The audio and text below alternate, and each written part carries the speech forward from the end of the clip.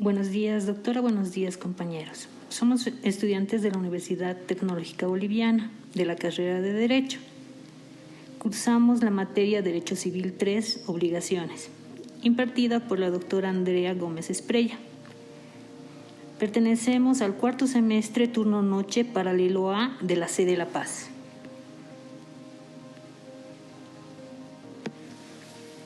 Los estudiantes que componen el grupo son Nadia Castro Ramírez, Amparo Marisol Sánchez Calcina, Milenka Segovia Martínez, Anthony Steven Tapia Riveros, Roxana Torres Vizcarra. Somos el grupo número 10 y desarrollaremos el tema diversos modos de pago o cumplimiento. De la oferta de pago y de la consignación. El pago por consignación. Es el pago de la deuda con intervención judicial. Esta comenzará a tener efectos jurídicos una vez interpuesta la demanda que interpone el deudor, presentando el objeto debido ante un juez, para que éste lo atribuya al acreedor dando fuerza de pago, para que el deudor se libere de dicha obligación. Características del mecanismo. Es un recurso excepcional, porque lo normal es que el pago se efectúe en la esfera privada del deudor y del acreedor, y solo entre las partes interesadas. Es facultativo del deudor, es decir, opcional del deudor, sin que éste esté obligado a recurrir a esta vía para el cumplimiento de la obligación. Y es contencioso, puesto que requiere un procedimiento judicial. Este procedimiento se encuentra consignado en los artículos 487 al 491 del Código Procesal Civil Boliviano. ¿Cómo procede? Después de cumplir con todos los requisitos señalados en el Código Civil, de la obligación, que sea determinada, líquida, exigible y vencida, la o el deudor interponen una demanda de oferta de pago. El deudor entrega un comprobante de depósito judicial que contenga la totalidad de la deuda más otros gastos. O, si la deuda corresponda a otra cosa como una casa, un vehículo, se solicitará al juez señalamiento de fecha y hora y lugar para presentarlo. En la audiencia, el juez podrá declarar la validez o invalidez de la oferta. Si el acreedor acepta, el juez dictará auto aprobatorio y queda concluido el proceso, liberando de esta manera al deudor de la obligación. Casos en los que procede. Negativa del acreedor. Es el típico caso donde el acreedor rechaza el pago. Incapacidad del acreedor. Corresponde cuando el acreedor fuera incapaz de recibir el pago.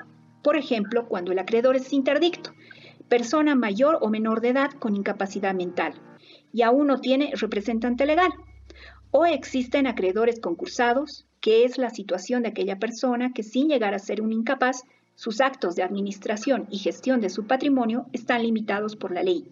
Por ejemplo, una persona que estuviera con los activos y pasivos congelados por orden judicial. Ausencia del acreedor. Es cuando se desconoce el paradero del acreedor en el lugar de su domicilio conocido por el deudor. Incertidumbre del derecho. Se refiere a la duda razonable sobre la titularidad del crédito.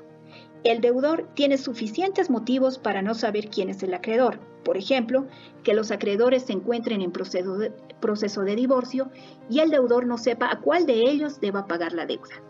Desconocimiento del acreedor. Cuando el acreedor muere y tiene varios herederos, el deudor no sabe quién tiene la titularidad de cobrar dicha deuda. Casuística legal.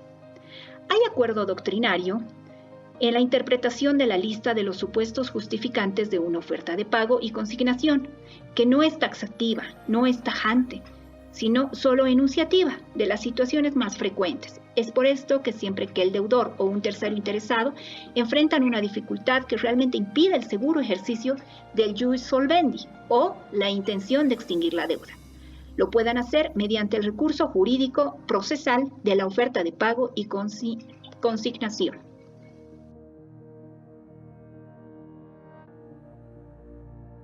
De la dación del pago. ¿Qué es la dación del pago? La dación del pago es otra forma de extinguir las obligaciones. Se presenta cuando el deudor, con el consentimiento del acreedor, se entrega una cosa distinta o diversa a la debida. Esta tiene que ser aceptada con todos los efectos legales.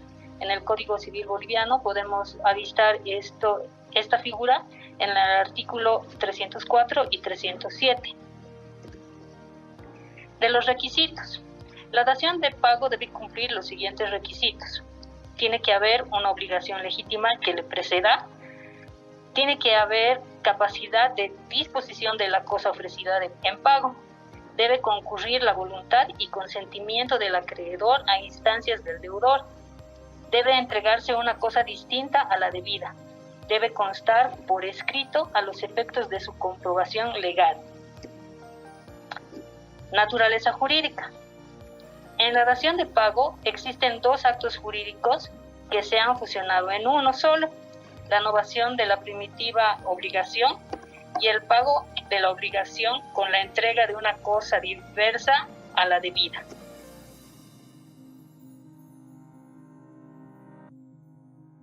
La cesión de bienes. El deudor insolvente entrega sus bienes a sus acreedores para pagar sus deudas, pero sin renunciar a su propiedad. Esta acción tiene la finalidad solutoria. Cesión de bienes, la finalidad solutoria y la función liberatoria del deudor. Condiciones para que el acreedor reciba esta cesión de bienes. Deben ser quirografarias. Clases de cesión de bienes. Tenemos dos: la cesión voluntaria y la cesión judicial. La voluntaria es cuando el deudor voluntariamente encarga a su acreedor liquidar y repartir sus bienes entre todos sus acreedores para cumplir los créditos no pagados. Se deberá suscribir contrato o concordado ante notario de fe pública. Cesión judicial. El deudor interpone demanda de concurso voluntario con dos listas juradas, con la nómina de sus acreedores y la cantidad adeudada a cada uno, con la lista de los bienes que ofrecen cesión y su valor estimado, con la finalidad que el juez declare la prelación de los créditos y pagos. Efecto de la cesión de bienes. El deudor se priva del derecho de disponer de los bienes cedidos. El deudor no pierde la propiedad de los bienes mientras no sean enajenados. La cesión debe hacerse por escrito y este contrato debe contener la nómina de los bienes muebles e inmuebles. Los acreedores posteriores a la cesión deben accionar sobre los bienes cedidos, inoponibles y oponibles. Los acreedores posterior a la cesión deben respetar el vínculo de disponibilidad sobre los bienes cedidos. Los acreedores cesionarios no pueden accionarse los bienes cesionados. La administración de los bienes cedidos y el derecho deben disponer de ellos es exclusivamente de los cesionarios, de quien fuera nombrado liquidador. El deudor tenga el derecho al control y rendición de cuentas de la gestión. Y el deudor puede retractarse de la cesión cuando ofrezca el pago del capital y los intereses de la deuda. Prohibición de ceder bienes inembargables. Esto está estipulado en el artículo 1439 del Código Civil Boliviano. Ocultación fraudulenta de bienes. Los acreedores pueden pedir la entrega de ellos seguida de una acción legal de estafa hacia el deudor. El pago con subrogación. Antecedentes históricos. La subrogación en el derecho romano no aparece como una entidad autónoma, sino como una combinación de figuras jurídicas. Estas figuras jurídicas son la cesión de acciones y la sucesión de derechos de un acreedor. Existen antecedentes históricos de la misma en el derecho canónico y en el derecho francés. Existen dos tipos de subrogación, la subrogación real y la subrogación personal. La subrogación real es cuando una cosa sustituye a otra en el patrimonio de una persona, y la subrogación personal es cuando lo que se sustituye es el deudor o el acreedor de una obligación. En esta exposición nos referiremos a la subrogación personal. Los elementos indispensables para que exista una subrogación deben ser el acreedor, el deudor, un nuevo acreedor o en su efecto un nuevo deudor. ¿Qué es el pago con subrogación? El pago por subrogación es el que satisface el tercero en virtud del cual se sustituye al acreedor en sus derechos y privilegios en relación al deudor. Este modelo de subrogación lo podemos encontrar en el artículo 324, 325 y 326 del Código Civil Boliviano. La subrogación significa sustituir. ¿Cuándo ocurre el pago por subrogación?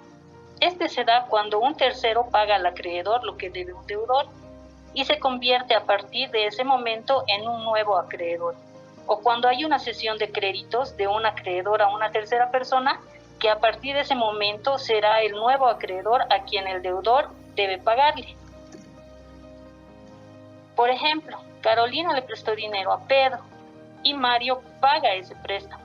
En tal caso, los derechos que tenía Carolina pasan a Mario, que en adelante será acreedor de Pedro. ¿Cuántas clases de subrogación existen? En nuestro Código Civil existen dos, la legal y la convencional. La subrogación legal es un acto jurídico unilateral que solo implica la manifestación de voluntad del tercero con el fin de sustituirse en pleno derecho. La subrogación convencional. La subrogación convencional no es más que la sustitución que se efectúa entre el tercero que paga y el acreedor que recibe el pago, convirtiéndose el tercero en un nuevo acreedor.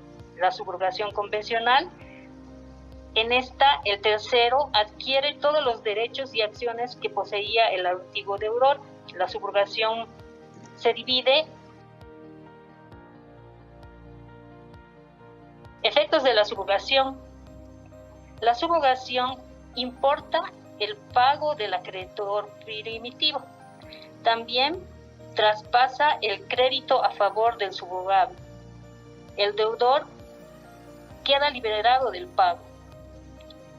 La transmisión del crédito comprende todos los derechos, acciones y garantías del antiguo acreedor, y el nuevo acreedor tiene todos los medios para hacer valer ante tribunales los derechos que tiene. Eso sería todo. Muchas gracias por su atención.